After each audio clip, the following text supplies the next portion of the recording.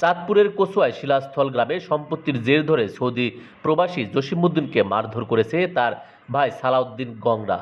এ ঘটনায় পরিবারের নিরাপত্তা ও সম্পত্তি রক্ষায় এবং সালাউদ্দিনের শাস্তির দাবিতে মানববন্ধন করেছে ভুক্তভোগী পরিবার ও এলাকাবাসী।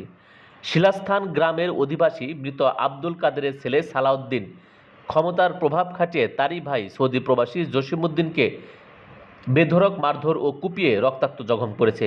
এ ঘটনায় ভুক্তভোগী জসিমউদ্দিন নিরাপত্তা চেয়ে কচুয়া থানায় অভিযোগ দায়ের করেন।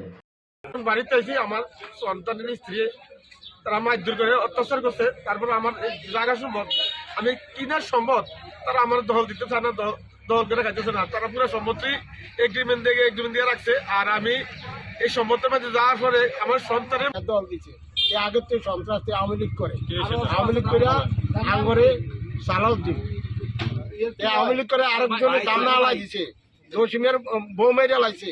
এখন আবার জসিমের মাইরে লাইতে চাইতে আছে, আঙ্গরে দিছে কেসের আসামি আমরা লগে কি আর তার গেছি। বড় ভাইয়ের সাথে যেই ধরনের ব্যবহারগুলো করতে ওনার স্ত্রীরে আপনার আত্মহত্যা প্ররোচনা করে বাধ্য করছে আত্মহত্যা করে ওনার স্ত্রী, এই জসিম মামার স্ত্রী।